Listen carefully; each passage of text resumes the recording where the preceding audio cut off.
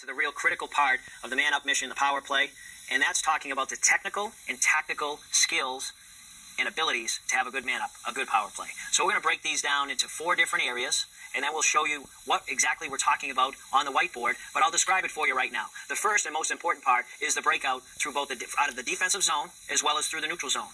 You must establish routes and supports systems for the puck. So you have good width coming out through the defensive zone, good depth, so you have some good options, and the opponent will be very difficult to forecheck against that. Timing is the most critical element when you're coming out of the defensive zone.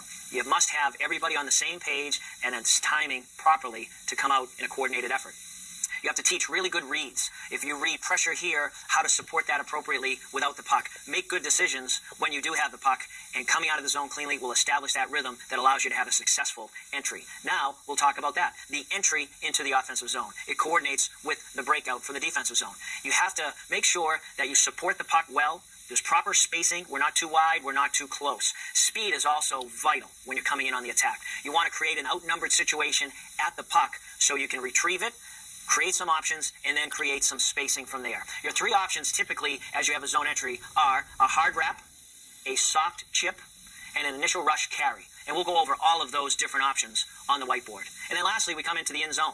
The in zone setup. And that's where most of the focus is on the power play. What are we going to look like when we get the puck into the offensive zone? You must get into your system, your look, quickly.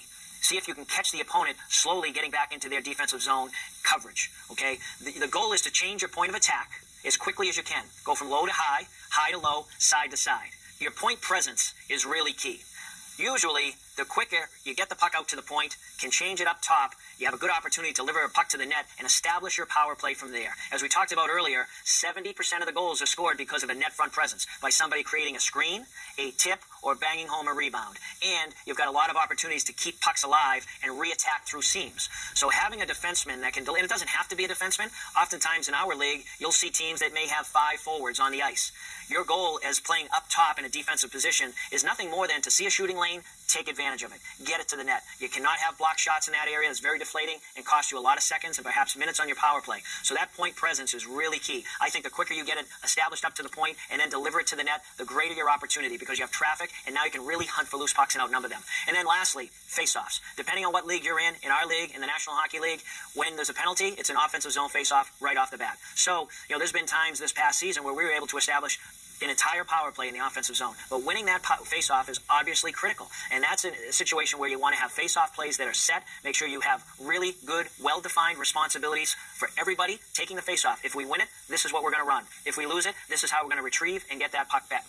Now, it's very important that everybody has good jump and alertness and recovers that puck. It doesn't make any sense. The reward is to be on the power play, to play in the offensive zone, not to go down 200 feet and try to break out. So that's really important to emphasize.